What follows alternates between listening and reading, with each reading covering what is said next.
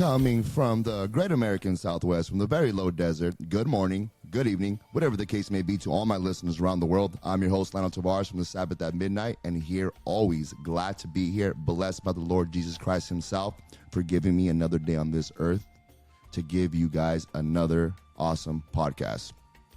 And just thank everybody for listening and sticking around. You know, things have been moving pretty fast. Conspiracy Con was already 2.5 weeks ago. I mean, things just go by so fast. Life goes by so fast. Just try to slow down and enjoy life. Love your loved ones. Don't take things for granted, because one day you're 20, next day you wake up, you're 70 years old, man. And you know, I start to see more and more of that the older that I get. So I'm going off on a rant here, but let's just be blessed that God put us here, and he puts us here during a certain time when he needs us during this time. So if we are indeed moving into the end times, I see that as a compliment that God chose us to be born during this time. But let's move forward. So tonight we have a very exciting episode. I have an artist by the name of Dylan Jarvis, and man, this guy has an insane testimony. I mean, we're talking about drugs, abuse, murder, incarceration, and so much more. And I can't wait to share it with you guys. His testimony is probably one of the most powerful testimonies I've ever heard in my entire life. So I hope you guys enjoy it. Let's move forward.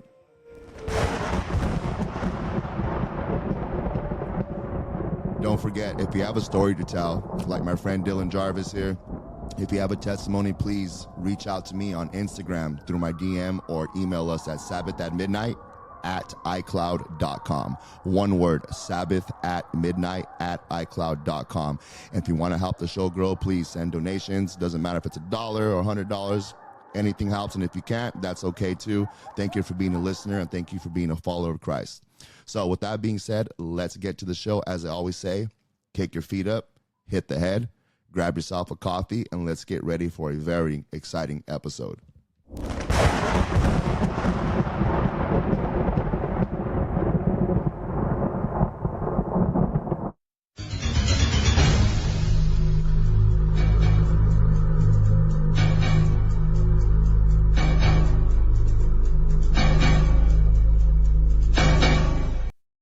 Welcome back, everybody, to the show. I am your host, LionelTavares from the Sabbath at Midnight. Thank you, everybody back. As always, we are blessed by the Lord Jesus Christ himself. And this podcast, like I said, is not going anywhere until I am in the ground.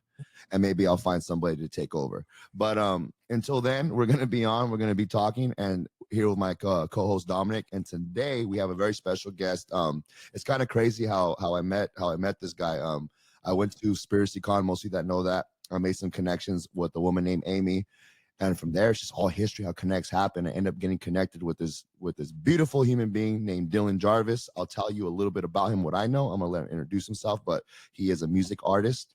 He has an absolutely wild testimony of how he came to Christ, and I don't want to ruin it for you guys. I'd rather have him talk about it himself. But before we get into that, Jarvis, tell us a little bit about yourself. Tell us a little bit about yourself. Just go ahead. Yeah, man. So, my name's Dylan Jarvis.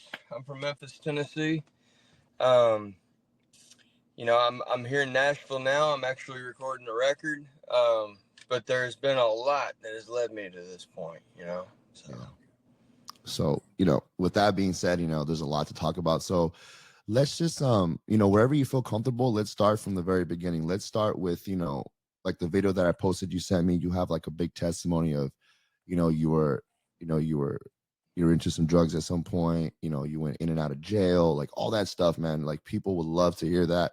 A lot of people go through things that we go through, sometimes worse, sometimes not as bad. And these kind of stories help motivate even me, bro. Like what you told me, what you went through, bro, like some of the problems I cry about, I'm like, it could have been worse. I could have been in your situation, and you survived. That's the crazy thing. So let's get into it, bro. Let's start this off. So, growing up wasn't easy for me. I was an only child. My mom left my father when I was 6 months old, and my dad was very straight-laced. Didn't really struggle with any addictions or anything. But my mom, she was battling alcoholism, and my mom, bless her heart, like she's the best woman in the world.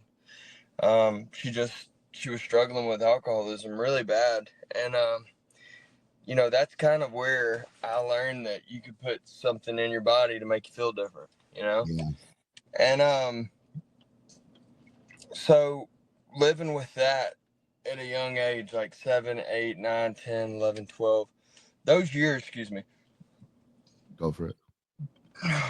those years were really, really, really hard for me. They were tough, man. I was trying to grow up, uh, with a separated home.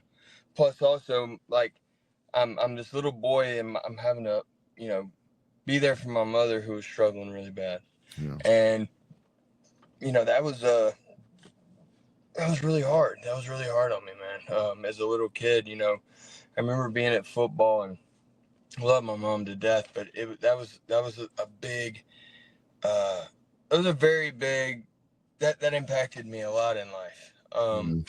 Because and then I mean, I picked up on my own from 12, 13, 14, 12 years old. I got caught smoking pot. Like, I started rebelling real hard.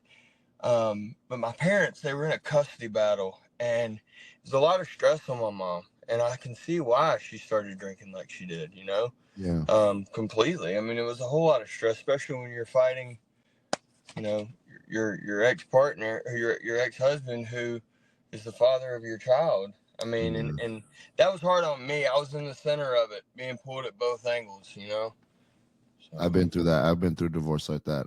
Well, I'm not, I was a kid being pulled back and forth. My dad knows about it, but obviously he's my dad. But I could relate. I could relate to a lot of it, how it feels. I was only 6 years old when I went through yeah. this, and I'm not throwing it at. My dad is the one that took full custody of me. I'm the one that wanted to be with him, but the struggle was there, bro. Like the Yeah. back and forth, and I don't want to be here, I want to be over there, and nobody listens to you because you're just a kid, but yet you're the main source of the answers. Like, everybody doesn't want to believe you because you're a kid, but yet you're literally crying for what you want, and nobody wants to listen to you until you're old enough. But Dude. I digress. Yeah. But Dominic, And counselors and oh yeah, you did the know counselors, the whole nine. I It think that's does. what led to my drug addiction, dude, is because they deemed me with ADHD. And they put me on Adderall at like 9 years old. Oh So wow. I'm like stimulated as heck at school, and I'd get home from school at football, or before football, I'd have massive headaches from the stimulants. Like, they were putting me on Ritalin, Concerta, Vyvanse, Adderall. I mean, I was a test dummy for those things, man. Wow, that's a lot of stuff, bro. I took Adderall as an adult. They gave it to me when I was like 27. I stopped taking it when I was like 32 because it just didn't work for you anymore, like what it was supposed to do. It just became something I had to take just to not freak out. And then I started getting really skinny because I didn't want to eat. I just got off of it, bro. It wasn't like, it helped me in the beginning. It really did help me in the beginning. Like, I was getting stuff done. I wasn't lazy. I wasn't brain fogged. But after a couple of years, it just didn't do nothing to me. It's only one molecule away from being methamphetamine. Oh yeah, it's the same stuff pretty much. One molecule. Yeah. So That's wild. yeah, that is wild. And we're So feeding it to 8-year-old boys and girls. oh, dude, little kids too, little tiny kids, man. Little kids are taking this stuff, and it's wild because as an adult, I can barely handle it. I can't imagine a kid bouncing off the walls with the energy you already have. Yeah, That's freaking wild. So Well, what it does is it makes you almost like a mute. It quiets you up. It yeah. shuts you up if you have that ADHD, or I don't even know if ADHD is a real thing, but Okay. That's true, man. Dominic, you have anything to say about that? Pop in. Oh man, the problem is when people are together and they have a kid and they break up, they use the child as a bargaining chip, tugging the kid back and forth, because what it comes down to is money, or it comes down to, you hurt me, I'm gonna hurt you, I'm gonna use a child to hurt you, and that's the biggest problem now these days. People in this generation now, people have kids, before they get married, or sometimes they are married and they have kids and it doesn't last, or the guy needs a girl when she's, the baby's 6 months old or a year old, and there's a custody battle because she wants money. You hurt me, you cheated on me, or vice versa, man. It's just, why can't it be just like an amicable split? Just split up. You don't need, see, the problem with people today is you don't have to get the courts involved. You can work out things yourself. Say, you know what, well, okay, well, we're going to have 50-50 custody. Okay. How much is it going to cost you to support this baby? Maybe $500 a month, maybe in California. I don't know, maybe more, okay, well, let's split 250, every 2 weeks, 250, we'll help each other.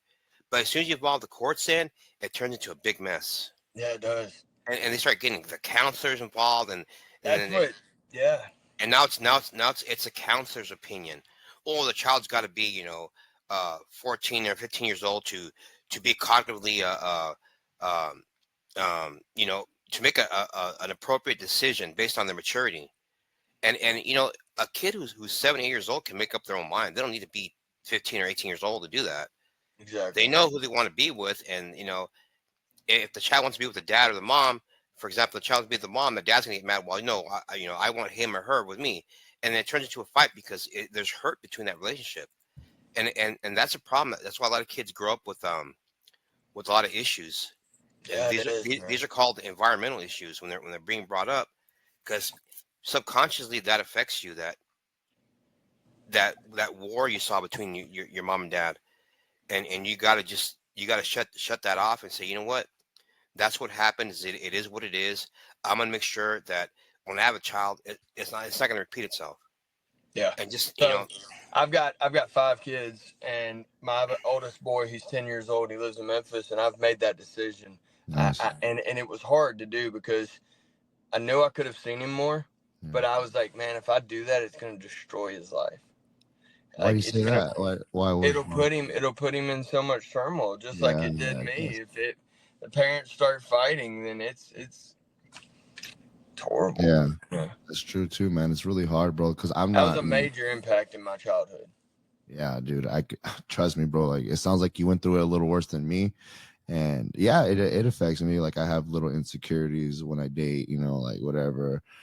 I think about things like that. Like, like, how come I'm 37 and I'm not married? Is it because of that? You know what I mean? Like, I'm, like, you just have these little thoughts, like, and they kind of, they kind of eat you away. We had a little conversation earlier about just the things that I was telling you about, how, like, I wake up at night just having night terrors that, I'm not good enough, or I didn't, I'm not successful like I wanted to be. How come I'm not married? I have no kids.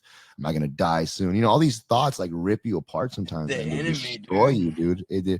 And the devil. You talk to people about it, and no one really knows anything. All they say, this is the most common answer: oh, you dream about whatever you think about all day.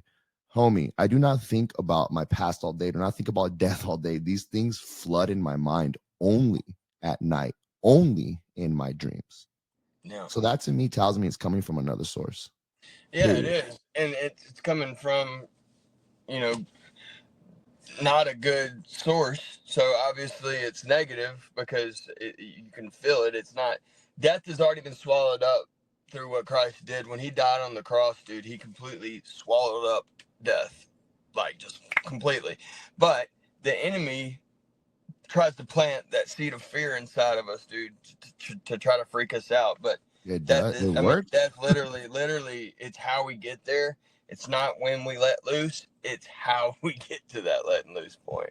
Yeah, absolutely, bro. That's why so I'm glad we did this podcast. So, moving forward with all that childhood stuff, it takes an effect. So I don't want to fast forward to the next step unless there's more in between. So let me know, Dylan. So before you got in trouble with the law, was there anything in between that you want to share before we get there? Because I really want to build up to all that stuff.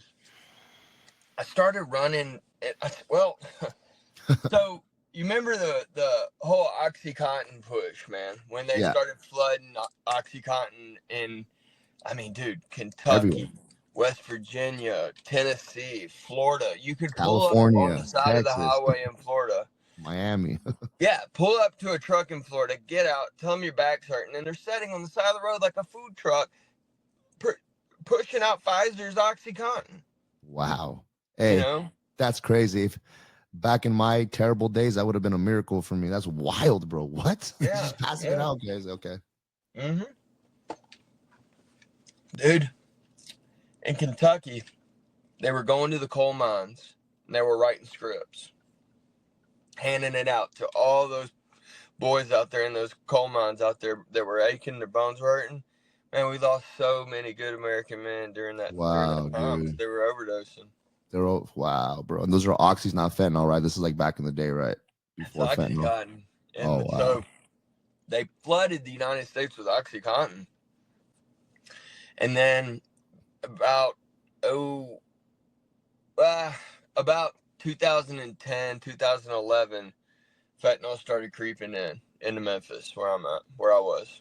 And I didn't see the first initial surge, but I got to it. And I started seeing everybody around me dying. Like, I'm talking about everybody. Like everybody we know back home. There's hundreds of people, man. I'm sure with you too. I mean, it's Oh, like dude. Just really quick, in the last 2 years, I don't go out at all. Like, I don't go out. Like, I don't party. I don't go to nightclubs. I don't go to bars. But like about a year ago, I was going out for a little bit in the beginning of the year because I was just, I was just depressed and I wanted to get out. And every time I went out, it's because I live in a small town. So when you go out, it's like a high school reunion everywhere you go. There's always somebody you went to school with, used to work with, right? And every time I ran into somebody, we would talk. Oh, remember so-and-so? Yeah. What's wrong? Why you look so sad? Yeah, he passed away. From what? Oh, OD'd on fentanyl. What? And then I go out again. Oh, bro, we're talking. Oh, remember? Yeah, so-and-so, yeah. Oh, bro, he's gone, bro. He over. Like, what? Like, bro, at least 10 people that I know in the last 2 years that we talk about from school, they're dead from fentanyl.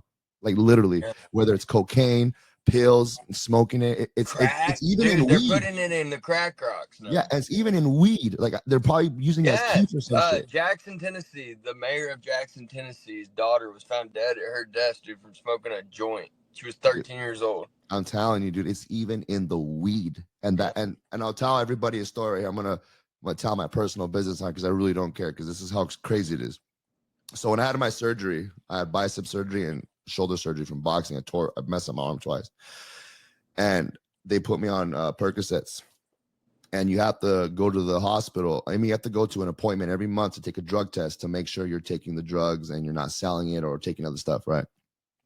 And I took my I took it the way I was supposed to. I didn't take nothing else. I see I was smoking weed at the time, but that doesn't matter because that's not illegal. So if you have weed in your drug test, they're not going to say anything about it, right? It's just they want to make sure you're taking your meds because they want to make sure you're not selling it or whatever. So for a year, in and out, every month. And then one day I went in and they're hey, can we talk to you? I'm like, of course. What do you want? What's going on? Yeah, we found something in your pee. I'm like, okay, what, weed? I mean, what, alcohol? Like, yeah, I drink sometimes, I smoke. No, we found fentanyl in your pee. I'm like, what? I'm like, what do you mean? And they're like, yeah, we found fentanyl. Like, you can't be doing that. I'm like, whoa, like, you're just making it. Like, I don't even know where to get it at. Like, what are you talking about? And they kept going on. And I got into a big argument because I follow offenders like, woman. It was a lady. I was like, woman, I do not do fentanyl. Like, I understand you found it in my pee, but you're not getting it. Like, I did not at any point know mentally and consumed any of it. Like, if it did, it must have been late or whatever. So my whole thing to this day, I don't know where it came from. Either when they made my pills at the pharmacy, maybe a little bit got in one of them, I don't know, or at the dispensary, they're putting it in the weed because sometimes it's transdermal too. Like some of the weed I was smoking was like, what? So I don't know, bro. I don't know. It's transdermal too. So like a woman in Mississippi actually went viral on TikTok talking about this. I think it got like, I don't know, 800,000 views or something. But I got caught a lot of hate off of it because people were like, that is not. They were like, oh, you're full of crap. But I'm not full of crap. This is the truth, and this is why police officers are ODing all over the United States. So, and then Williamson County, where I'm at, dude, the whole police department. Somebody hid some fentanyl in the vent, dude, and 4 deputies were found OD'd in their room. Wow. Coming through, and they saved their life though, praise God. But wow. Yeah, so you can smell it like that. It's that potent, or also you can touch it and it'll absorb through your skin. It's transdermal. So shit, I didn't know any of that. Excuse my language. Wow. So this lady, in Mississippi pumped her gas, dude, and got in her car and OD'd. It was on the gas pump. Oh wow, she touched it. Okay. Yeah. It's kind of like mercury, something like that. You touch it. Damn, that's what I'm saying. Wild. Yeah, transdermal, dude. Our skin is our biggest organ, man. Yeah, I was about to say that's true, man. Wow, that's wild. Dominic, you can pop it whenever you want, Dominic, whatever you want to say. No, man, I mean, he's right. Fentanyl is transdermal. They can take you out, man. If if a criminal or a drug addict sees needs some money or some of that, they can see you go in the grocery store. It's single woman, pretty lady, petite. They can swap that door jam with the handle and Yeah. boom. Easy. But yeah, it's true, man. It's true. I mean, I heard stories like that, and there's I also heard a story. They were putting hypodermic needles in the gas pumps when you click it, to hit that little stopper, so Oh, it'll go automatically. People are getting stuck with needles. that's awful, man. That's Yeah. awful. So now man. when I go to the gas pump, I'm like looking at it, okay. That's crazy. Yeah. This is California. Hey, Dylan, we live in modern day Sodom and Gomorrah, bro. California is literally Sodom and Gomorrah. Let me touch on something really quick before we move on. For people that are single, um, having issues with finding somebody to stick with, and there's something that always stuck with me in school, and the term is self-actualization. And what it is, it's a process of realizing your own potential. It's a process of you've been by yourself so long that you're happy. You've already met your needs. If it's family life, if it's work, if it's art, if it's just friends, relationships, you get to a point where you don't need anyone to complete you. See, the misconception is with today's couples is they need someone to fill that void. So when you do that, you're not a complete person and you're still fractured. You got to be a whole person, and you have to meet another person who's whole, who is not needy. Then you become codependent, and that creates more issues. That's true. So that's a term I want the listeners to look into, the definition of self-actualization, and that's a psychology term. And it's if you look it up, even Google AI will give you some good hits on it, on what it means. And Dom, are you saying Self-actualization. Self-actualization. Yeah, it's just what it comes down to is you're happy with yourself. You're whole. You don't need anyone to make you happy. You don't need a woman to make you happy. That's But if right. you do meet one, make sure she's whole too, because if she has a void in her and she's needy, then you can have issues. Like, oh, you're cheating on me. Oh, you don't call me. Let me check your phone. Let me do this. Let me do that. That's what I'm saying. You got to have a woman, for us men, a woman that's whole. Yeah. You don't have to prove yourself to her, because she's at that maturity level. She's a whole person. She doesn't need you to prove anything. That's when you create trust.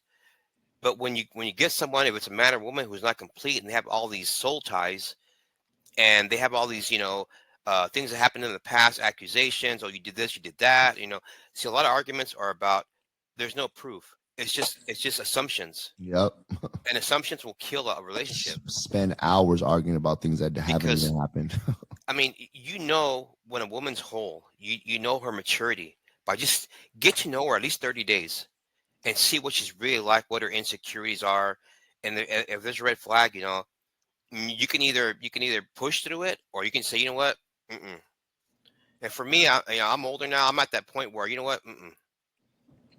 Yeah. If they got little red flags here and there, everyone's got red flags, but I want to know if you're comfortable having a relationship without being insecure about something that happened to you in the past. Yeah. Well, I need you. No, you need to understand. You need to be happy being alone. You don't need anyone. That's right. And Mhm. once you're ready, it's like, oh, well, I'm gonna find somebody who's mature like me, whole. And when two people come together, both whole, it's a beautiful relationship because you build off that.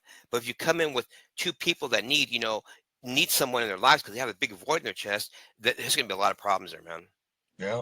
Be a lot of problems there. But yeah, I just want to say that about for people who are single out there, or who've had bad relationships and breakups and arguments, just to look up that term and just study it and pray on it. Yep. Cool. Yeah. So moving forward, let's get into more of the story leading up to the arrest and all that stuff, man. Yeah. So I'm struggling with addiction real bad in Memphis. Like going through it really bad, in and out of every dope house you can possibly imagine. I mean, like Wow.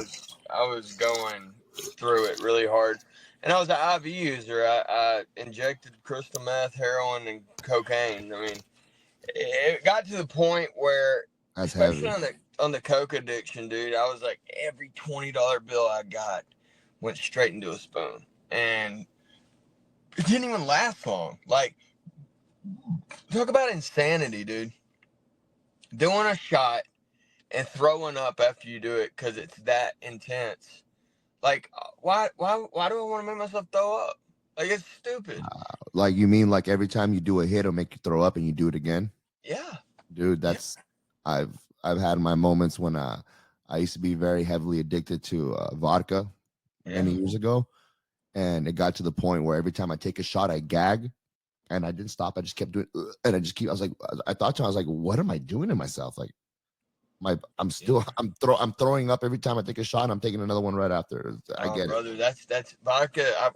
That's what I watched my mom drink for years, and that's a hard road, brother. Yeah, thank God I'm over it, brother. But go ahead, man. Sorry. Yeah, it's a hard road, man. So, just going through it every time I could get a hit, I'd do it, man. And then started praying a lot, like really crying out to God while I was in the addiction. I mean, while I'm going through it, I'm constantly praying. And dude, I take my guitar one night to the pawn shop. I'm living in Memphis. I'm 22 years old, and I'm living with this girl over in like East Memphis. Well, it was like kind of like East Memphis area. Mount Moriah off of 240 over there, if you know where that's at. But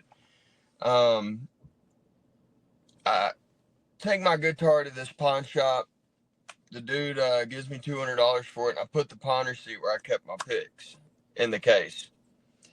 After I got it back out, so I pawned my guitar, ended up getting some money, go and get it back out. I put the pawn receipt where I kept my picks, and I put my this is like 3 days after I pawned it. I go back and get it, put the guitar in the back of my car, and I take off. Well, two of these dudes that I know that were buddies of mine, they actually did a lot of my tattoos, man. They did a lot of my tattoos on my arm, and they did.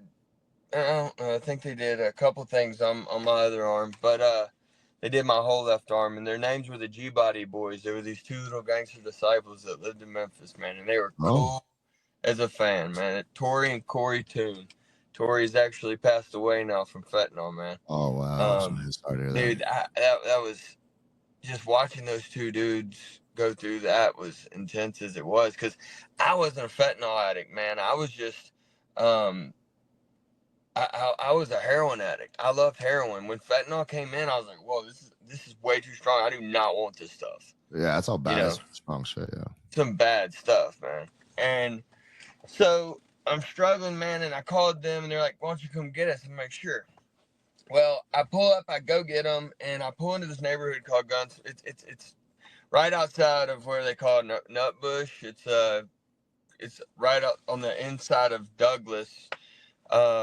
So it's really bad area. It's called Gunsmoke City, man. And I pull up in the front of the house, dude's sitting in my passenger seat and one's in the back, and they're like, man, we want you to go in this house and trade out this meth for this heroin.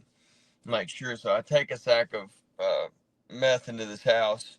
As soon as I walked in, dude, I hear and dude racks a shotgun. He's got a shotgun just right on me. Oh shit. And I'm like, oh, he's like, man, give me everything you got and get the out of my house. And I'm like, all right, dang. So I give it to him. I turn around and I walk out. As soon as I walked out, dude, they got pistols on me. The two dudes that did my tattoos. What? Like, supposedly my homies. Yeah. You know how it goes. Wow. So they got pistols on me, man, and grabbed dude like bum rushed me, grabbed my phone, crushed my phone in the street, and I couldn't fight them, man. There's two of them. Yeah. What was it? What was what? No, what was this over? Like, what the heck's going on? This is crazy. They're robbing me. They're taking everything I got. They're robbing me. They're robbing me. So they take everything I got. They take my truck and my guitars in the back. So I'm walking around Memphis all night, high as a dog on crystal meth, and just walking everywhere I could possibly think of. Seeing abandoned houses, going in, looking around in abandoned houses like a junkie, dude. Just, damn. Being stupid, walking around Memphis, right? So hours pass. Like, it's like 4:30 in the morning, and I'm walking down Summer, and I'd been walking all night, dude. I done went from there all the way to Bartlett in a car, then got a ride back out there because I was like, I'm going to find my car. Everybody's like, you ain't gonna find it, you're on foot. Well, guess what? I walk up at the AutoZone, and I see this dude leaning down in my car. And I run Oh, up on him with a 2x4, bro. And he turns, he looks at me, he goes, Dylan? And I'm like, double. It's Tay Keefe's little brother, dude. Tay Keefe, the producer, Tay Keefe. oh, what the heck? Tay Keefe, Drake's producer, his little brother bought my car from them for $500 after they committed a robbery. Oh Dude, my! he ended up giving me my car back, dude, that night. Wow! Yeah. Wow! What a Yeah. crazy coincidence, Yeah. dude. That's wild. Yep. You know, he knew me. I knew him. He lives over there in Memphis. I mean, he's a very, very active man. Let me tell you that. But like, what happened? Like, he had your back? Like, what? That's like, he at least like that's Yeah, effed he up, saw man. What my happened? ID. They called him and they were like, "Hey, we got a car to sell." After they went and committed armed robbery, and he bought the car from him for $500. And you know, I walked up on him and he saw my ID in here and he knew who I was. When he saw it, he was like, "Man, this is Dylan's car. I've known him for years." Wow. And yeah, he gave me my car back, man. And So what happened? Did he hit him up like, bro, you sold me a car to the homie? Like, what happened? well, so I ended up dipping out of Memphis after that. Oh, yeah, Like, I blame you, bro. I rolled out, man. I was like, I'm done. Well, they pulled us down into the violent crimes unit, sitting down there. Dudes next to me are getting 80-year sentences. Dudes beside me on this side is getting 120-year sentence. Wow. Like, these cats are getting big time down there, man. And Damn. I'm sitting down there, you know, just watching this because they had just committed that big robbery in my car, and my tag was, you know, attached to this robbery. Oh, So yeah. I was like, man, I'm rolling. So I ended up going up to Whiteville, and I didn't press charges on them. I'm not on that, man. You know what I'm saying? Yeah, hell yeah. You ain't no Mark. Let's go. No, they even robbed me and everything, man. But you know, let them go. Like, That's what's it up, is what bro. it is. I respect that about you, bro. That's what's up. Yeah. So, dude, I get out to my dad's and I started working, helping him build he had a nice like barn dominium that he built. He sold it a few years ago, but we were building this big barn dominium and really like it was a lot of work, man. It took a while, but I stayed up there for 6 months, man, doing that barn dominium with him. And the whole time, like, I was struggling, man. I was fighting addiction up there, but I wasn't battling the addiction. I was just battling all the mental stuff that came with it. Yeah. Like, horribly. I wanted to get high so bad I couldn't see straight. Oh, wow. And yeah. Like, what kind of really quick, describe a little bit of like, were you withdrawing, or were you past withdrawing and you just mentally want it? Yeah, just mentally wanting it, you know. And that's after you withdraw, right? Like, the withdrawal is gone. Yep. And for the listeners out there, listen to this, because I've been through similar things when I was addicted to the pills. Like, even when you get over the withdrawal, your mind still tells you that you want it. It's crazy, man. It's so evil, bro. It's just evil. Yeah, and that's hard to combat. Yeah, it's hard to come back. It really is. Sometimes you don't come back. Yeah. I mean, dude, physical combat ain't got nothing on that. Mental combat. Yeah. You know what I'm saying? Yeah. Like, dude, that is the hardest thing in the world I've ever had to fight. Especially, like, I mean, it controls your every move. It controls your life. It controls how you sleep. It controls your work. It controls when you travel. You have to make sure you can get it as well. Dude, all of that. It's a nightmare. Yeah. It's a nightmare. It really is. It controls every aspect of your life. You can't, hang out with anybody without it. Can't watch a movie without it, No, you can't. No. And then you, like, start lying to yourself, especially me being an artist and a performer. Like, oh, it gives me energy. No, bull. Like, yeah, it's destroying you. Like, eventually you crash out. Yeah. Eventually. You know? But, so I'm out there at my dad's, and I'm really fighting this addiction, man. And about 5 months in, or 4.5 months into it, I get this little house down the road. It was 1 bedroom, 1 bathroom, a little kitchen, and a den. And I had a couch, a bed, and like Fruity Pebbles and milk on the counter. Like, I'm not kidding you. That's why I said that in the CVN documentary, because, Yeah. dude, I remember specifically living off of cereal.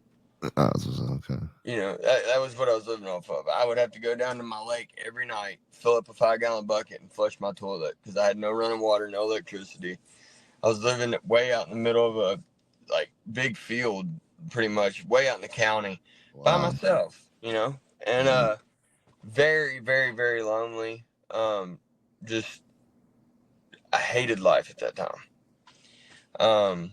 Struggling with crystal meth bad at this time every day. I'm sitting there rolling a dope pipe. I'd go to work in the mornings. My dad could tell I'd been up all night just looking like crap, you know, just really just treating my body horribly. And so I started like after that relapse, after I've been clean for 4.5 months. See, people don't realize relapse is a big part of recovery, man. Like massive part of recovery. So when I was out there struggling, man, I started crying out to God, like really, really, really hard. And I had this guy named Bill Henderson and this guy named Jeff Finholt. He was the lead singer for, he was the lead on Jesus Christ Superstar back in the day. It was the thing on Broadway. He was the lead singer for that. And then he sang for Black Sabbath or I think he was going to sing for Black Sabbath before Ozzy got on. And he was a really good singer, man. Ended up doing a bunch of really big, good things for the kingdom of God later on in his career. So him and Bill Henderson are sending me these prayers, dude. And they're like, look, I want you to crank these up on your speakers in your house. So I'm cranking up these prayers, man. And they're praying over me, rebuking pharmakeia off my life, rebuking all this stuff, man. Praying over me like really, really, really hard. And I'm listening to these prayers and I'm cranking them up every night. Well, I ended up meeting this kid and his name was Brandon Brandstetter. Well, Brandon was struggling with a heroin addiction at this time. And I felt like I needed to help him. He overdosed, man. Like, I don't know. I believe it was like 3 or maybe 4 times in a week. It was a lot back to back. And I was like, man, I've got to help this kid. So I started tapering him off with Suboxone. It took me about a month, and I got him completely tapered off. Oh, wow. Well, he's like, dude, I want to introduce you to somebody. So he takes me to this hotel, and it was called the Oakland Inn in Oakland, Tennessee. So I walked in, there was this dude in there, and then over in the corner, there was this little girl. Not little girl. She was like 24, 25 years old. Her name was Allison. And, dude, she was like Dom's wife off Fast and Furious. Like, this little girl knew a lot about cars. And was super cool. So I ended up giving her my number. She asked me for my number. Not in a real weird romantic way. It was nothing like that. It was just like a friend way. She got my number, and I left that night. Well, I get back home, and, dude, I am struggling like crazy with crystal meth addiction. I'm sitting there, like, I remember specifically it being, like, multiple nights. Like, I'm sitting there with my gun like this on my couch and thinking that somebody's on the other side of the wall, and they're about to come around the corner at any moment. And I'm sitting there like this, waiting on them to come around the corner. And I got tears pouring down my eyes because I'm straining so hard from looking, not blinking, like wigging, man. You know what I mean? If somebody would have hit that corner, they would have been a goner. And you're waiting there all night, I bet. Yeah, dude, you know, and it was so quiet in the house, man. I'm watching mice crawl across the floor.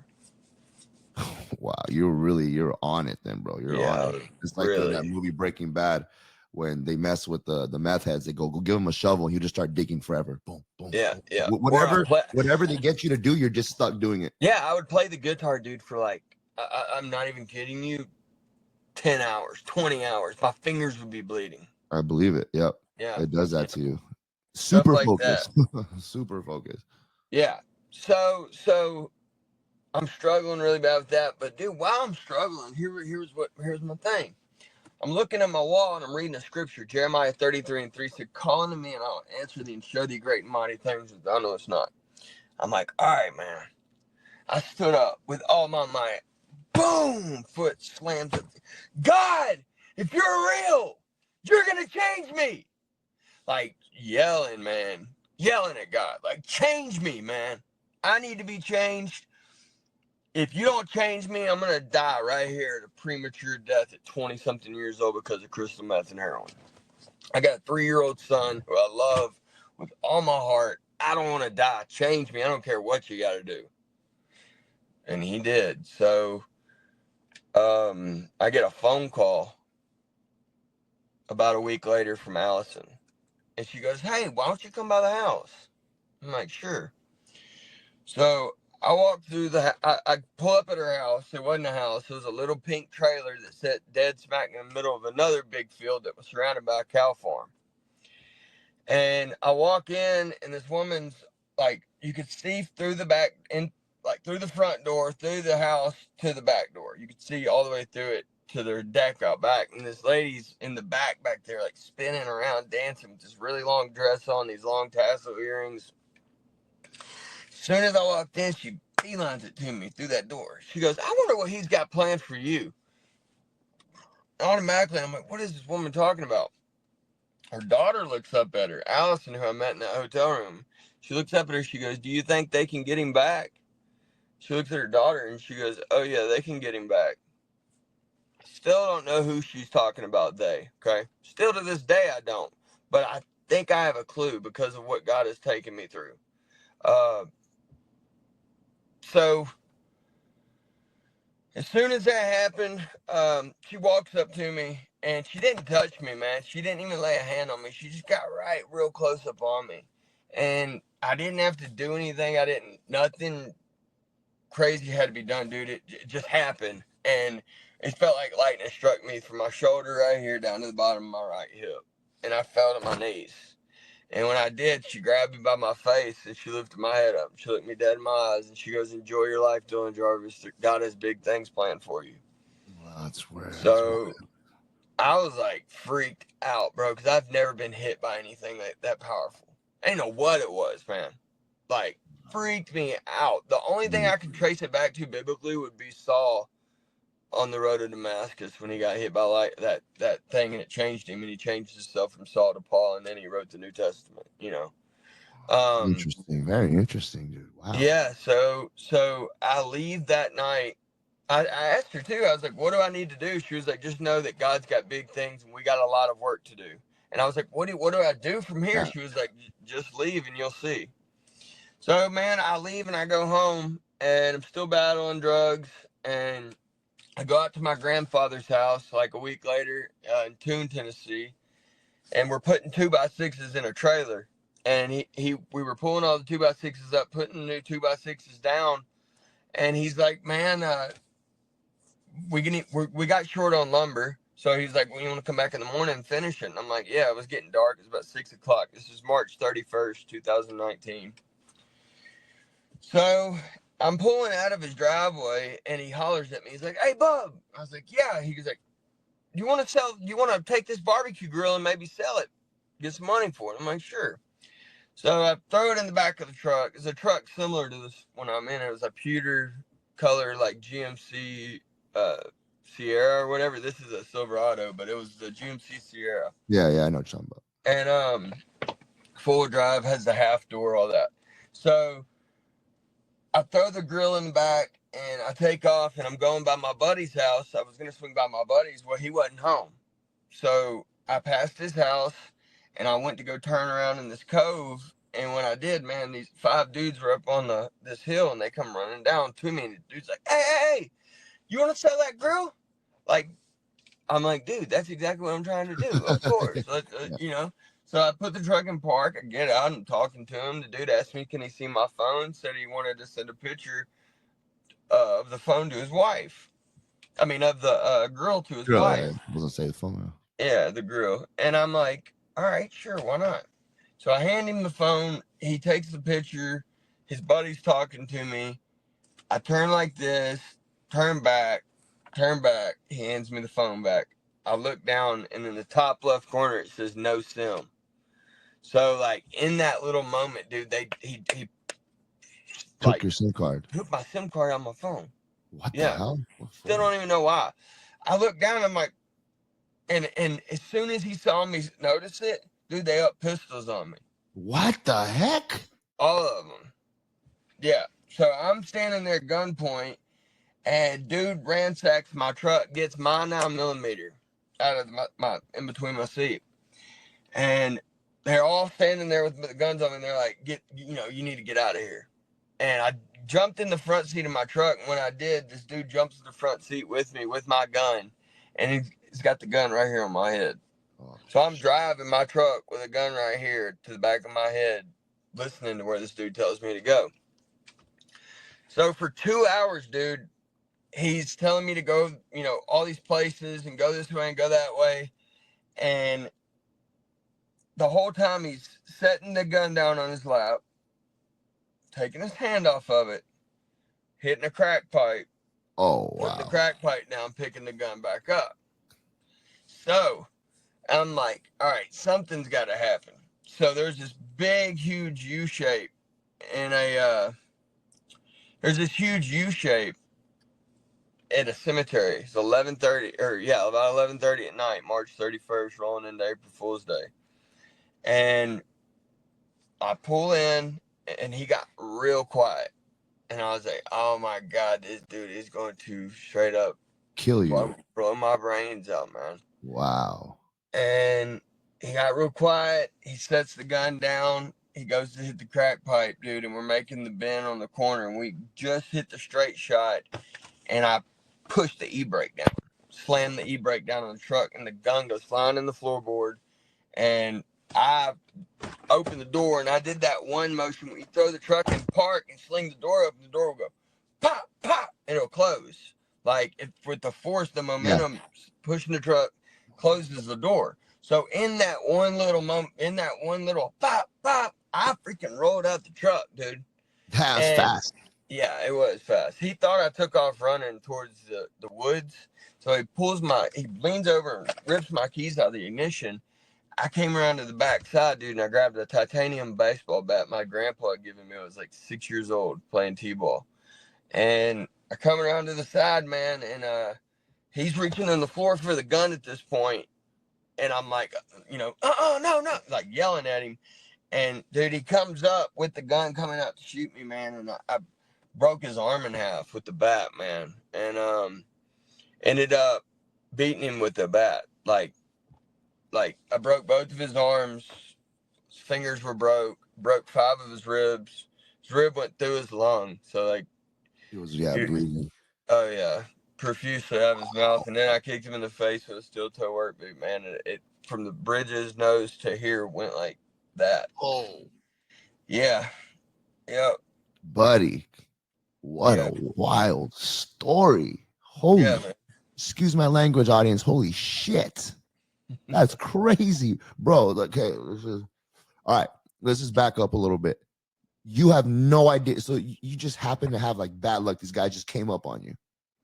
Yeah. I mean, what bad luck, bro. Such bad luck. So you drove around for where were you making stops like in these 2-hour drive? Or we stopped like 3 times, man. And that was the thing in court. They were like, you could get away, but no, I couldn't. It wasn't like that. What did they stop and do? He had me pull up at one gas station, but he didn't get out and go in. He just had somebody come up to the car. So like he was having me take him around and like doing his drug deals and shit. Wow. Yeah. That's wild, bro. So there was 2 guys, right, in this situation? 5. So what were the other guys at? So, all right.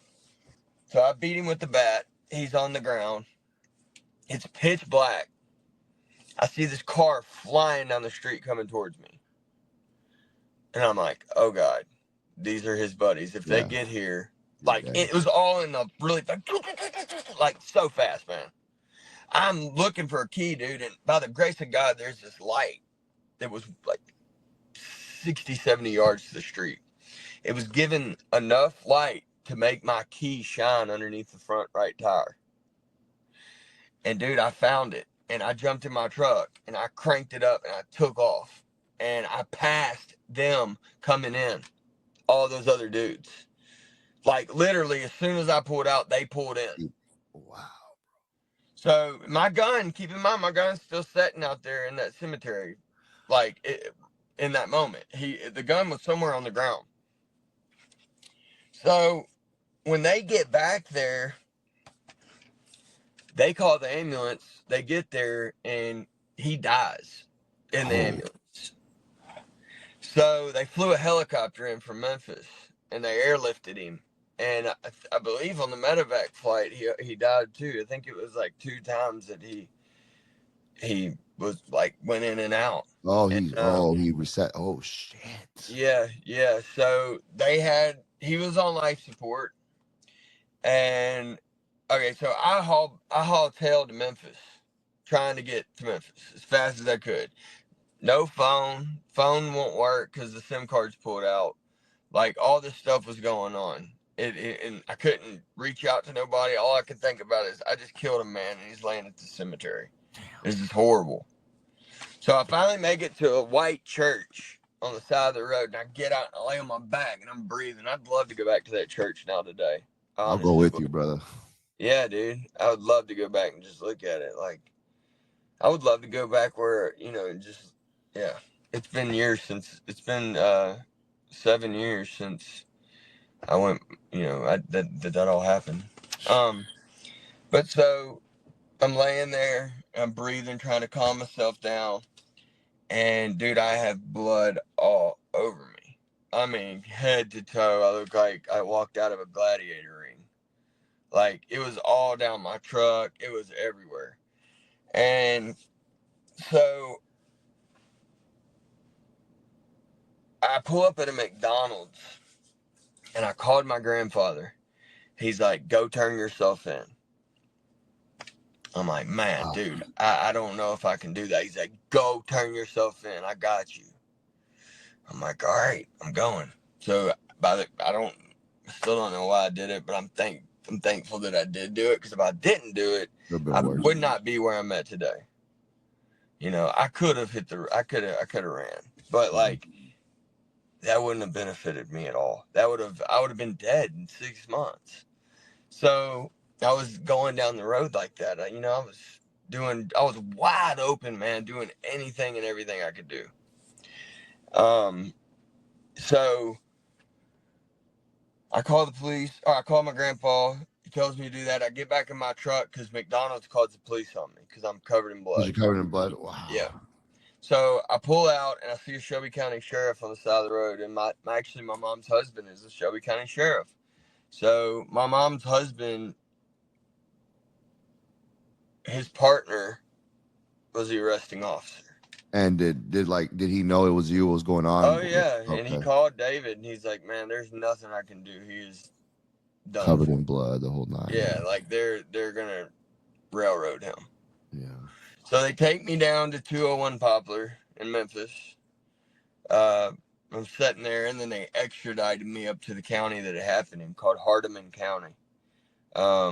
It's a rough county, like really rough. I don't know if y'all know the WWE wrestler Jerry the King Lawler out of Memphis.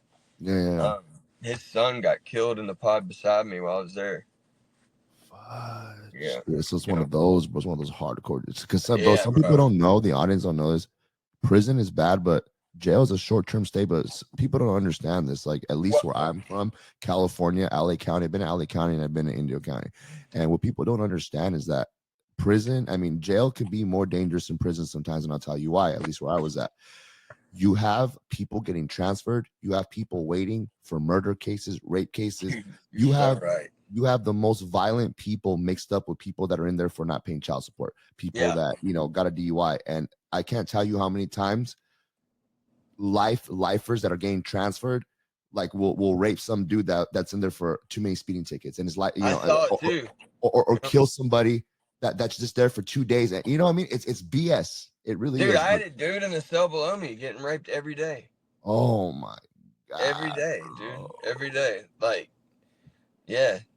The dude was we had in that county, bro, there's guys that have been in that county for 7 years. Wow. 8 years. There's dudes that have been in 201 right now, sitting down there 8 years right now. Just waiting. just waiting to get their sentence done. They're so filled up, but also the county gets money for how long. The counties get paid while them dudes are in there. So like, they catch a sentence. The county's like, all right, we're gonna let them do their 10 years here. So a little bit more. Just get this stuff. Just getting, if you can, get into some details. Okay, you like just tell us how it went down. You went to jail. Tell us some stories. I go to jail. Good jail stories. So I go to jail. I walk in. I remember as soon as I walked in, I was shot off on crystal meth, and everybody's like, "Where'd you come from the prison?" Because there's two big prisons right there. You got Hardeman County Correctional Facility, which is a max. Then you got Whiteville Correctional Facility, which is another medium and max. Like these are banging prisons. They're bad. Yeah, they're the bad boys. Yeah. They're civic core prisons. They're state. They're privately ran, privately owned. They're bad. Anything and everything gets in and out. I mean, dude, even in the jail I was in, I mean, like you just said, the transfers, dude, I got my knuckles, I got my songbird tattooed on my knuckles in there. Like they were going in. They're going hard in there. Yeah. They were inking in there. People were getting weed, pushed through, ecstasy, meth. I saw everything coming in and out.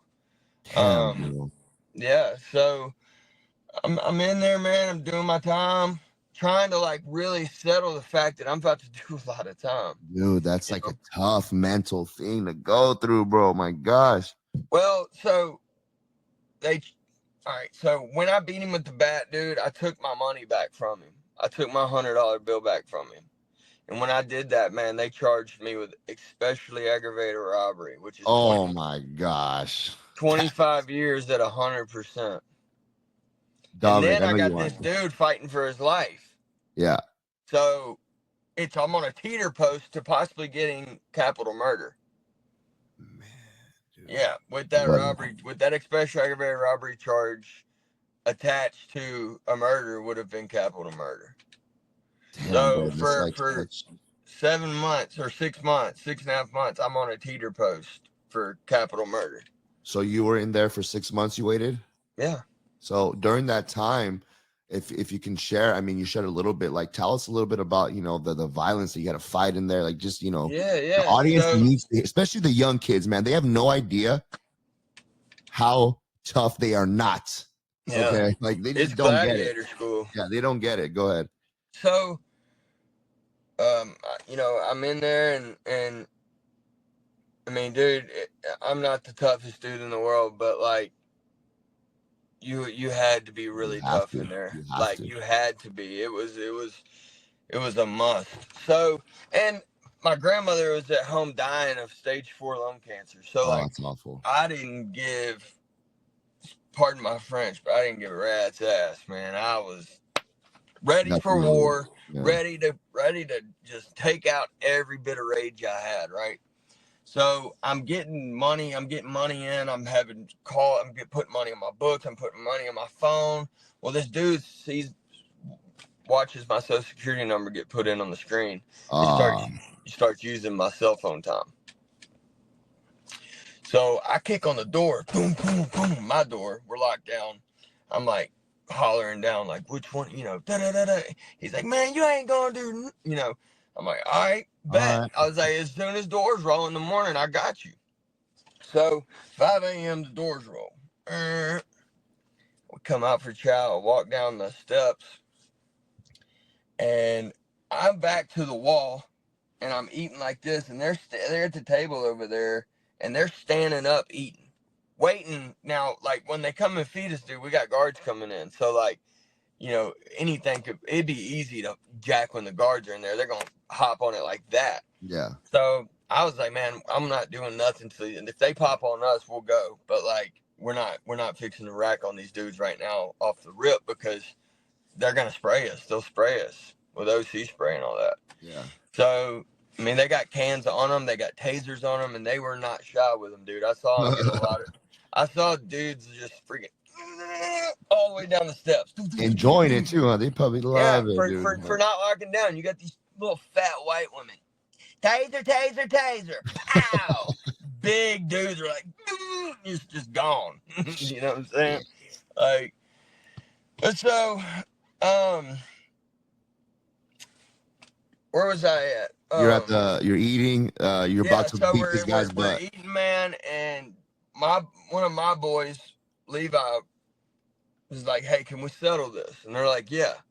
So he stands up, I stand up, we shake hands. He looks me in my eyes, I look him in his eyes, and he goes, "All right, we're good." I said, "All right." Dude, I go back in lockdown for the next 3 hours. I'm let out at 8 a.m. for another like 2 or 3 hours out in the pod. And all of a sudden, I hear my door roll at 8 o'clock, and I hear this banging on my cell wall. I'm like, man, what the heck? I hear through the vent, DJ, get up, get up, get up. I'm like, whoa.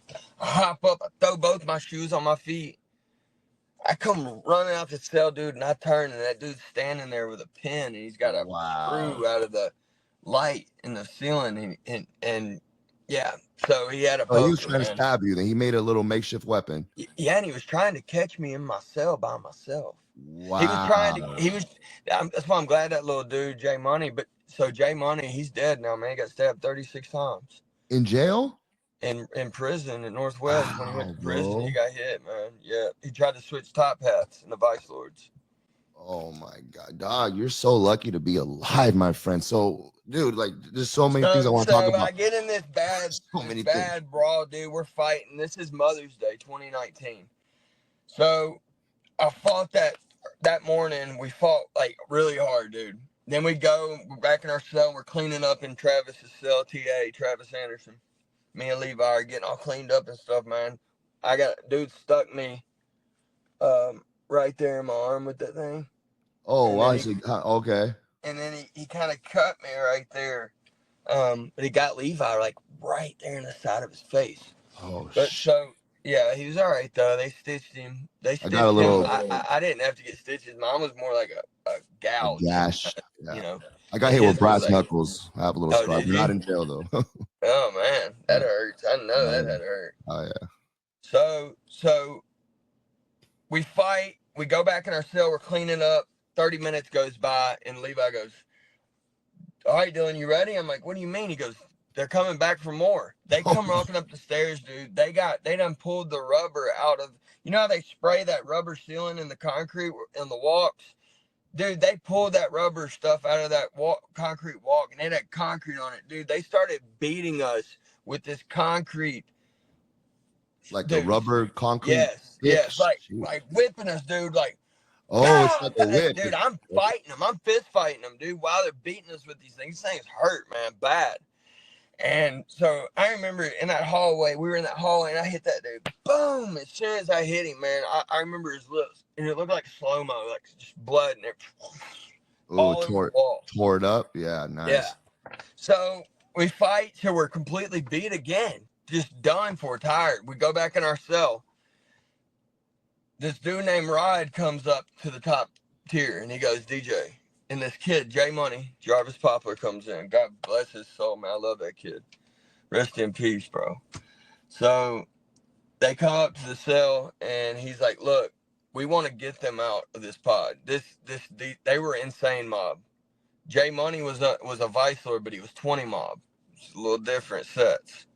So he's like, "Look, I want them out of here too. I don't like them." He goes, "I know that I'm not supposed to do this, but if you roll up in there and roll on them, I'm going to roll with you, and we're going to try to beat them out of this pod."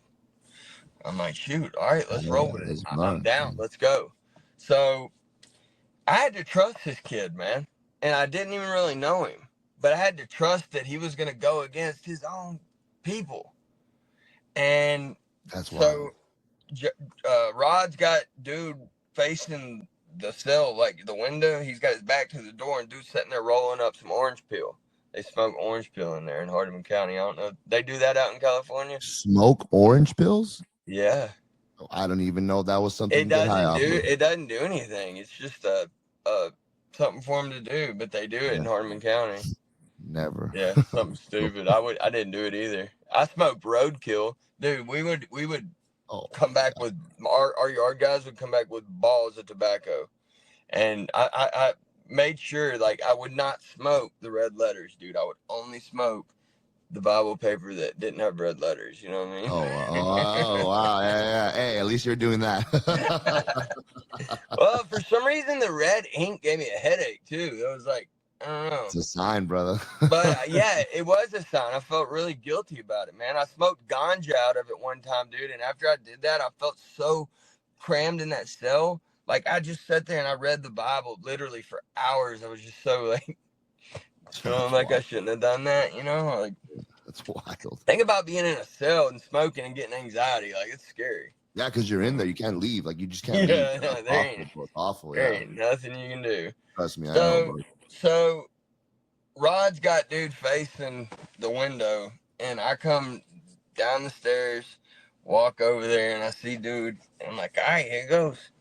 So I suit up, sling the door open, just throw one hard. Now, I hit him like right here. I know he was facing the door. It's kind of a jacked up move, but man, we are fighting for our life. Like, it's war, bro. It's war, bro. There's no rules, yeah. So I catch him hard, man, and he turns and he falls back into the top bunk, bottom bunk. He's back on the bottom bunk, and here comes little J Money. Wop, wop, wop, wop, wop, wop. I mean, working this boy, dude. So yeah, so I come out the cell. J Money comes out of the cell. Dude comes out of the cell, all goofy looking, head all knotted up. J Money, J Money. I'm like, man, dude, J Money, he just got him. J Money takes off running. Dude grabs a broomstick. First off, he grabs the clippers. It was hair day. He chunks the clippers at us, dude. Then comes running with a broomstick. And it gets to a point where if you're chasing me, it's not flight anymore. It's not, I can't push away from you. I'm going to have to come at you and attack you. Yeah. And so he chases me all the way up the stairs. I get to the top and there's a rail right there. And I grab that rail and I turned around, dude, and I kicked at him. And when I did, he kind of went down like that. And dude, I grabbed his dreads and I shot off the top tier. And dude, I like Superman'd off that whole thing down to the ground with him. Boom! Like rode him like a boat. Dude. So I suck up to him like this. Whoop! And when I did, I feel like Kingdom freaking King Kong was just whoop, whoop, whoop, whoop, whoop. Well, so my homie, Travis grabs me by my shirt and snatches me up. When he snatched me up, dude, all the G's in the pod, man, and everybody else were working these dudes, man. And, they were joining in. Yeah, man. They beat him out the pod. They ended up putting him in the hospital, man. That was the objective. So they beat him bad, man. Like, dudes was split and some crazy stuff. There's like, for the audience, like, there's a reason for that, right? So for the audience that doesn't know what's going on, if you guys haven't caught the story, he doesn't really have to explain it. It's very obvious that everybody in the cell was fed up with this guy. Oh, everybody in the pod, because he's stealing everybody's social security numbers. Yeah. He was the rat in the pod. Both of them were. Yeah. You know, they were the bad eggs, and we had to get them out. Once we got them out, man, that place was peaceful. That's what I'm saying, dude. And that happens a lot. That happens a lot in jail, man, where there's a certain term for the California. I think they call it getting out or kicked out. There's like a certain name for it, but it basically means when someone's causing trouble and they don't listen, they basically beat your ass until you beg to get out, or they beat you, and then the guards sometimes the guards will make the decision, hey man, you're gonna get beat up if you stay in here, so they'll pull you out. Either way, they'll get you out. Like if the people in the pod want you out, you're gonna get out. You're gonna get kicked out. Yeah. Whether you like it or not, no matter how tough you are, no matter if you know karate, boxing, jiu-jitsu, you cannot beat up 4 or 5 people at the same time. No. People just don't understand that. And there it's 10. I mean, they will come up suited, you know? Exactly. So I ended up getting to my cell and I locked down. The pod's going crazy, man. They RICO'd a dude over this. They RICO'd J Money over it. That kid I was telling you about that got killed in Northwest. But so they charged them with attempted murder for the whole stabbing and all that. I didn't get charged with nothing. Levi didn't get charged with nothing. We were cool, man. So I get back to my cell, man, and my hands started swelling because, like, the fight was hardcore. My hands were, like, huge, and they were blue. They looked like big balloons. So I pulled my mat down off my top rack and I laid it sideways in my cell. And when I did, my head laid up underneath the cell table perfectly. So I opened my eyes up, and when I did, I read Matthew 11:28. Call unto me, all you who are weary and heavy laden, and I'll give you rest. I'm like, all right, God, you trying to talk to me? So I get up to my pie flap, and I yell through my pie flap. I'm like, hey, does anybody in this pod have a Bible? This dude's like, I'm going to send one up to you. So Roosevelt, we called him, his name was Roosevelt. We called him Rose. Roosevelt trailer, man. He was in there, aggravated robbery. Hands that Bible to the CO. CO brings it up the top tier. We're on 23 and 1s. Can't get out. I do not know how this happened, but it was by God himself. I grabbed that Bible and I opened it up, and that kid, Brandon Brandstetter, who had introduced me to that woman who had that whole thing had happened with, his first and last name was written on the front page of that Bible that came into my cell. That's wild, bro. So many coincidences. Yeah. That's God. That's and God. like 3 counties up too. Like wow. the chances of that happening are just like astronomical, bro. Yeah, slim to none, right? Yeah. So I started studying the Bible, man, like a lot. And I started writing a lot of music, just writing every single day. And really praying a lot, man. Really, really getting the word in my heart and practicing my faith. I mean, face down on a concrete cell floor, crying out to God to let me see my life. Let me at least get a 10 to 15 year sentence. Lord, please give me 15 years, God. Like, they're talking about 30 to 80. Like, you know what I'm saying? Like, that would break me.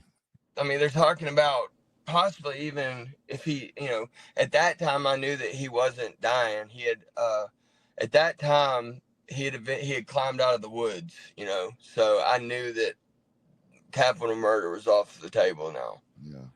So that was a huge relief. Yeah, I'm about to say, yeah. Man, massive relief. But so I'm sitting in there writing music every day. I'm still praying a lot, and I hear him call over the intercom.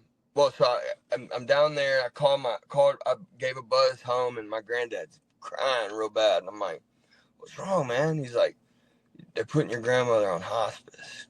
Oh wow. And she had raised me my whole life, man. We were like this, And so she had lung cancer, stage 4 lung, and it went into her bones, into her brain. So they furloughed me home, man. And dude, get this, my attorney for this case was a public defender who knew the DA very well. I had another attorney who was paid a pretty good bit of money. The attorney who was the public defender was the president of the Outlaws Biker Club in Memphis. So the president of the Outlaws got me out of my sentence. He was one of the catalysts to get me out of that. Yeah, and I didn't find that out till 6 years later. Like, I had no idea he was the president of the freaking Outlaws Biker Gang till like 2 months ago. Dude. I see pictures of him, and I'm like, no way, that's Matthew. That's my attorney that I fought my trial with. Like, what?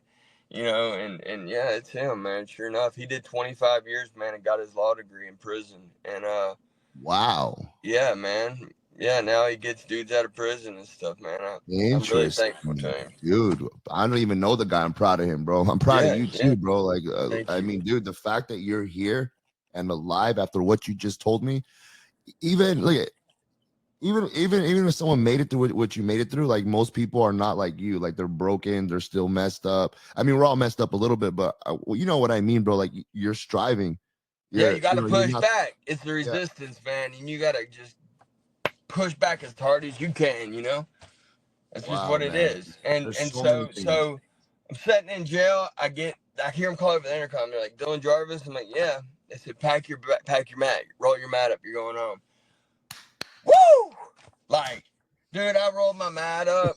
I remember getting there, and I still got Brandon's Bible. Actually, it's in there in my house. And this, so I'll finish what I was saying. So I rolled my mat up, dude. I'm on my way out. I get outside, dude, and I haven't seen grass in like 7 months. It's a big deal, bro. Like, dude, the sky, everything. I'm feeling the grass. I'm looking at at butterflies flying. I'm looking at bees. I'm turning light switches on and off in my house because thank God that I can do it. Like, you don't get that privilege, you Yeah, know? dude, it's a big deal. So I get home and then my grandmother dies, dude, like 9 days after I got out. And when she died, man, I was just destroyed. And I ended up getting a good bit of heroin, man, and I had fentanyl and I didn't know it, and I OD'd. Oh shit. So, man, in the 700 Club documentary on CBN, you see that they did a reenactment. But dude, I felt my spirit leave my body, and I could hear stuff. I wasn't quite there yet, but I was dead close, and I wasn't going to heaven, bro. I could hear hell. Wow. It What was a little bit? Just can you explain a little bit of that really quick? Yeah, I mean, it felt like I was in a pitch black room, but So it didn't really take quick. me long to get where I was going. It was like really quickly after I OD'd, I could hear, like, you ever seen the movie Bruce Almighty? Yes. You ever seen when all those prayers are coming in at once? Where it's like, all Yeah. those prayers were like, that's what it sounded like, but it was demonic laughing, like Oh my very God. wicked laughs. And could Yeah, you see so could you see your own body like down I didn't below you? see anything. I didn't see anything, man. It was pitch black. That's Like awful. total blackness, but I could hear everything. And I was getting very scared. Like I could feel the fear. So I started trying to say Jesus' name through my mouth. Dude, as I'm trying to say his name, I'm literally ascending back to my body while I'm trying to say his name. Jesus! Boom! I like rubber band, like pow! Shot back in my body. And I raised up, dude. I was like, like, dude, I was wigged out. I went and grabbed the heroin. Like, dude, I didn't care if I withdrew it. I threw every bit of it away, and I threw all the needles away. Went downstairs and got my grandfather. I was like, or no, he actually came up because he I think he heard me making a commotion or whatever. But I was like, I gotta go. I gotta leave. I gotta get out of here. I gotta go now. So, dude, I ended up enrolling in a seminary school where, like, ex-Hell's Angel, like, this dude was a Navy SEAL. His name was Matt Gober with Canaan Land Ministries. Dude, I ended up going and studying this Bible right here. This is how real all of this was to me, man. I ended up going and studying this Bible right here for 900 hours in a solid year. Wow. And I learned scripture, like, very much so learned scripture. Dude, that's awesome. You know, really gave my life to God. I'm still fighting this huge prison sentence. At this time, I'm fighting 30 years. Yeah. So for the next 3 years, dude, I fought 30 years. And so I go through the seminary school. I graduate, did great on that. That looked awesome to the DA and everything. But still, they're trying to give me time, 25, 30 years, you know. Yeah. So 2 weeks before I got sentenced, and we're just going to go back to what I said, that lady, when she said, I wonder what he's got planned for you. And the whole thing happened where the shock and all of that. So I get to Canaan Land, and I didn't recognize this until after, because I hadn't seen any TV in a long time. Dude, I'm looking at famous people, like celebrities, and I can't recognize them. And I'm like, who in the world is that? And they're like, oh, that's Rob Dyrdek. I'm like, what in the world? And she told me that was going to happen. She was like, people might look different to you now. Dude, I can't even, it's like my whole perception changed, brother.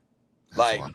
Completely changed. I'm sitting there eating sunflower seeds. I'll never forget, I looked on the back of this sunflower seed packet and it said made in America. And I had this realization of knowing that I'm an American human being. Like, my new spirit was just seeing this stuff for the first time. It was wild, bro. Yeah. The craziest stuff I've ever witnessed in my life. So I ended up graduating that. I get home and I'm still fighting the sentence, man. And I had been sober for 18 months. And at this time, ended up coming to Nashville, and I played at one backyard wedding. And this dude comes behind me with like 500 grand, $500,000. He's like, I want to put a $500,000 behind you. I'm like, all right, let's go. Oh, wow. My story got national attention. I was on Newsmax. I was on CNN. I was on a bunch of news outlets down in Nashville. And like, my story was going around, circulating. I was telling my story all over the place. And, man, I ended up doing a record on YouTube. I got Burned Free, White Powder and Pain, and White Horse. Those 3 songs were the only 3 that I was able to put up before I separated myself from that specific company because of reasons that they were controlling me, man. And of course. They weren't on the same Jesus as I am either. Like, they were not lined up like I am, man. They weren't lining up with me. You know what I'm saying? And they were trying to control me. They were making me tell them before I shaved my face, all kinds of stuff.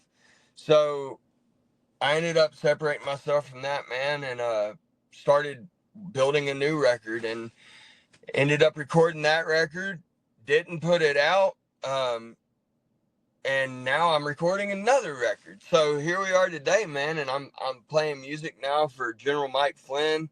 I'm,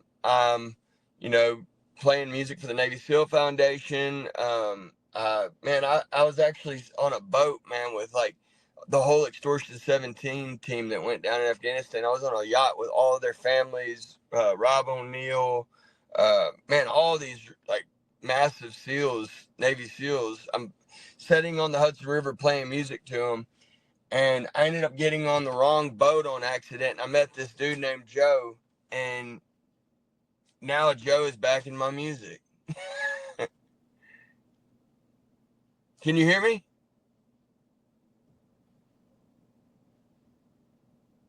I think your mic is Dom, can you hear me? Oh, I can't hear you, Dom. How about now? No, Yeah, I'm good. now, yeah. All right, cool. Yeah. So, really quick. So you're talking about Joe, the one that I know, right? The one that we both. Okay, cool, man. Sorry about that, guys. My mic got a little messed up, but dude, I took a leap of faith with $80 in my pocket, a one-way ticket to New York. Got out there, met him, and now, man, God's doing beautiful things. 3 years later, we're about to do a new record with Ben Fowler. We start that in November. We've got things for General Flynn coming up. We've got big shows for them coming up. Just there's big things happening in the world, man. Dude, I'm excited. Awesome. I only known you for like a little bit, dude, but I'm like so happy for you, bro. Like you're motivating me to do what I got to do. Dominic, you have anything to say? You've been quiet. I know you have a lot. No, man. I'm just absorbing his story, man. It's just it's an insane story. It's really a good story, man, because you went from where you were at with drugs and fighting and jail, Death. and then by this is providence. You are where you're at right now, and that's nothing short of Jesus guiding you, bro. And how old are you? It was him, man. Man. It's the light of the world, How old are you? I'm 30. Dude, you're so young, dude. You got so much good stuff coming ahead of you, bro. I'm so happy for you. And we better be friends after this, bro, because I want to go to all your shows. Dude, we're gonna be friends. You're gonna come too. And you can help me with the plane ticket until I'm rich. I'm just kidding.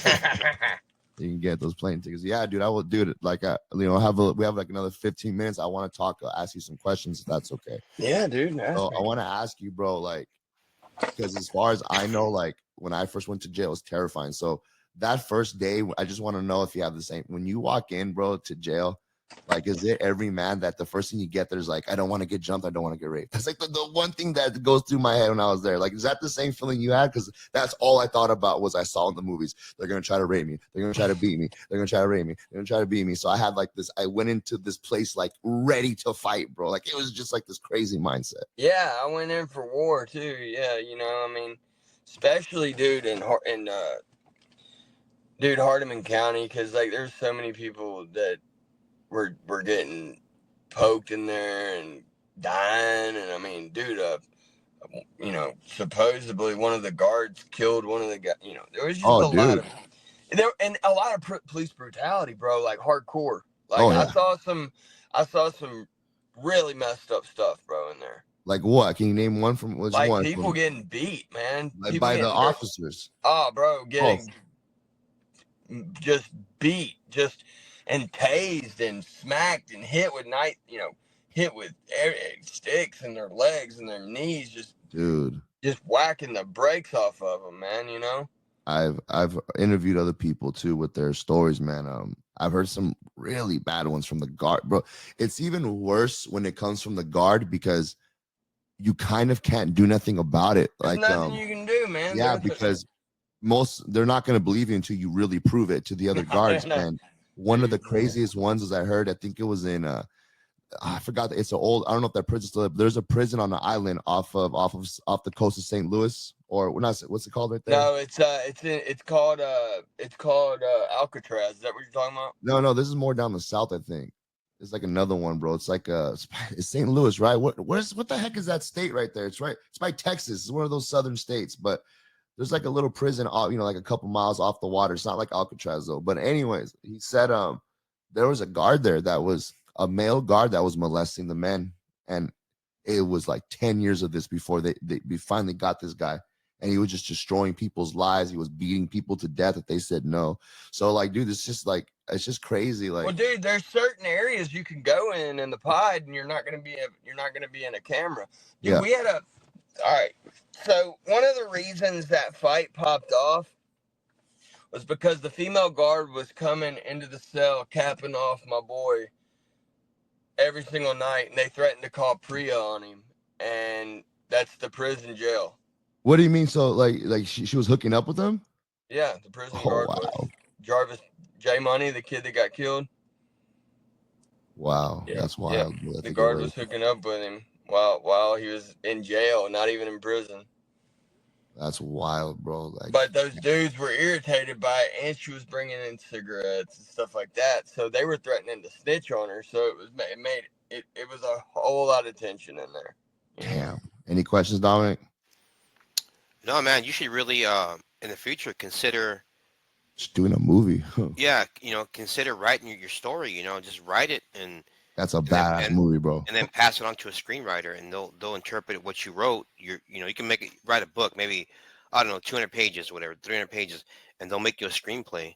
But I think it'd be a good movie, and especially as you move forward in your new career endeavors, and yeah, I mean, I think you have a lot of backing too because of the people, the circle you have. Everybody likes you too, bro. Yeah, everybody will. You get, who knows? Maybe a good Hollywood producer will pick it up.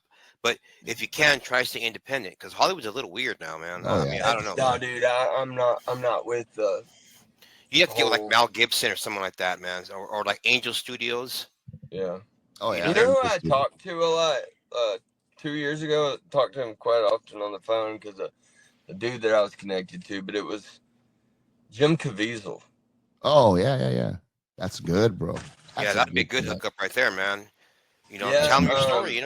Movie Jesus. I'm supposed to play Fort Worth, Texas, October 3rd and 4th for General Flynn. So like that connection right there, those connections through Flynn, man, they're killer. And that's all through Joe? Yeah. Is Joe your manager? What does he do? He's your manager, Joe's my manager. Oh, nice, dude. Nice, bro. Joe's cool too, bro. Me and him get along, bro. Like we get along with that guy too, bro. Yeah, that's Joe's awesome. Super cool, man. Joe's a straight up. He's my like bulldog, bro. Like Joe protects me, man. Joe does not play about what we have going on, and it's very well protected. Like we're like through the music, through not like personally, physically, like nothing like that, but like through my music and navigating the best strategy to protect me, but also allow us to move forward and succeed, Yeah. And I take it as a big compliment because that guy, when I talked to him before I spoke to him for days before I talked to you. And I can tell he's a really genuine guy. He really cares about you. And just the fact that he was so like, yeah, bro, I like you. He's going to go on your show. That means a lot because he's a manager. Like, and managers don't just let their artists just go on any show. Like, you know what I mean? You got to be careful. Yeah. And the fact that he was really cool about like, he was all about it, bro. That's like a big, huge respect to me because that tells me that me and my dad are doing something good with this show right here. So 100%. Shout out to Joe, man. Shout out to Joe. Shout out to Joe, man. Yeah. So with that being said, I want to close out in a little bit. I just want to ask you another thing. Do you like with everything that's going on in your life, like man, with all these miracles, like, do you ever like just stop and slow down and just look up at the sky? I mean, just like, and be like, man, like I went through like a massive war and I'm unscathed, you know, technically unscathed, you know, like, dude, like that's like, it's just, dude, it's something that I would be thinking about. I came out with a lot of marks, you know. Yeah. But dude, the greenest grass grows from the fattest pile of doo-doo. So yeah, that's all. But I mean, you know, here's another thing. 4 years later, let's see, 5 years later, no, 4 years later, 6 months after I beat the sentence, took 3.5 years, my dad has 4 cops pull up on his house. He calls me, he's like, Dylan, the police are looking for you. I'm like, what? Man. The gun my gun, I have it in my house, dude. My gun that he pulled on me and that I beat him, his buddies grabbed it when they called the ambulance, got the gun, drove down the road, threw it out of the window in Haywood County, and a dude found it weed eating on the side of the road and turned it in. They gave me my gun back 4 years later. Oh, wow. Oh, they didn't go there to arrest you or anything? Thank goodness, bro. No, dude, they brought my gun back to me. The gun that he took from me that night, 4 years later. I had no idea that thing would ever come back. I didn't know where it was. I figured, oh, that thing's gone. Like, there's no telling who's got it.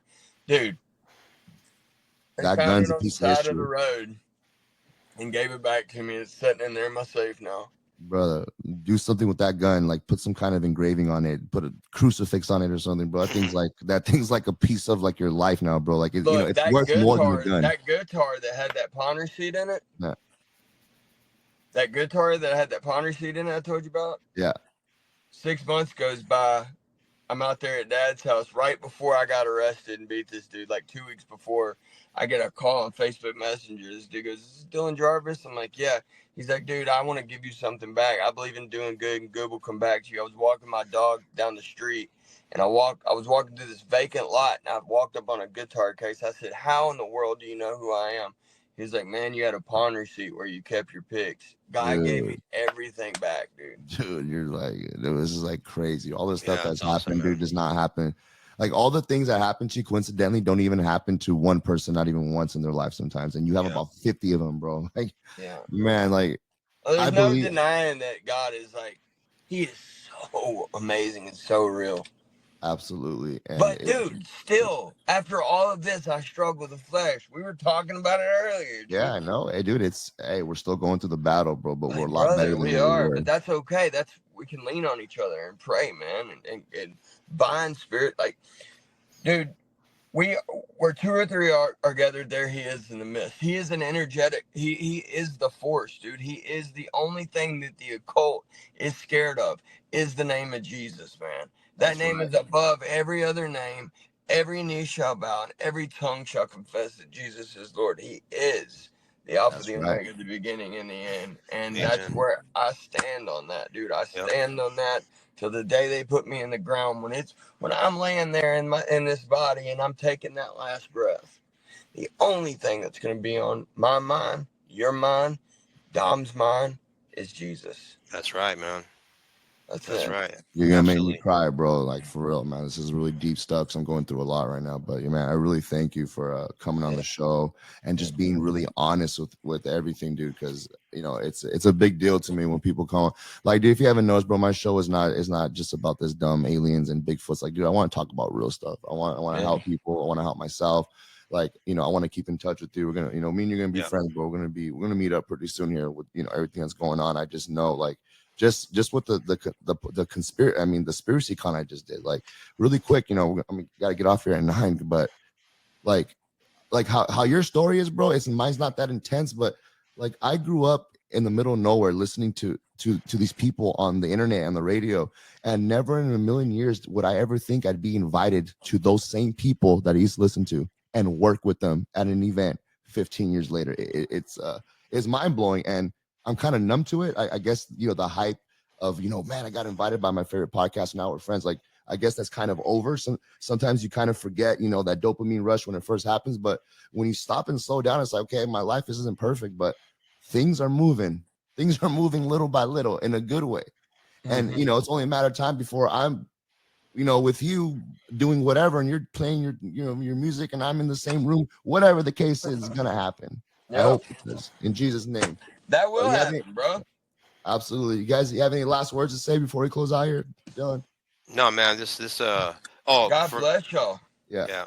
And you too. Go ahead, Dominic. You have any last words? Yeah, man. It's a great testimony, dude. This podcast can help a lot of people who have gone through similar things or going through it right now. Yeah. To help them all. It's a godsend. Absolutely. All right, guys. Man. Thank you, everybody, for listening. We're going to hang up here, but don't hang up yet. We're going to close out when we're done recording. Just hang on the line, Dylan. All right, guys. I'm your host, LionelTavares from the Sabbath at Midnight. I hope you guys enjoyed the show. This was one definitely for the books. This is probably the craziest one I've heard in a long time. And, that speaks a lot, because if you guys been listening to me, I have a lot of crazy testimonies. But this one right here is really different, because for the first time, there's no ghosts. I mean, there's ghosts, there's demons, but like this, like sometimes, ladies and gentlemen, everything's not about, sleep paralysis or demonic activity. And that stuff is real. But sometimes these demons work this way, through the flesh. Everything that Dylan went through is just absolutely wild, and he's unscathed, so to say. So with that being said, everybody, remember, there is a God. There is a God. There's two gods. You have to decide who you're going to serve, Jesus or Satan. There's no other choice. And then if you don't want to believe in either, you're still serving Satan. Either way. So with that being said, guys, always worship the correct God, which is Jesus Christ. There's no other. He is the main story. We are just side characters. This is all his show. He is the main character. He's the one that's going to save the world, not us, not men. We cannot do it. It is impossible. This is why we need God. Only God can win and defeat this massive good versus evil story, and we are sitting right in the smack middle of it. And in my opinion, we are coming into the last days, and we have front row seats to the biggest show to ever be on earth. We're so blessed to be living in this time, bro. Absolutely. We were chosen to be at this time for a reason. We were chosen to be at this hard, crazy time because we're built for it. And that's how I feel about it. And that's all I'm going to say for the Sabbath at Midnight. Hope everybody has a great night, and God bless. All right.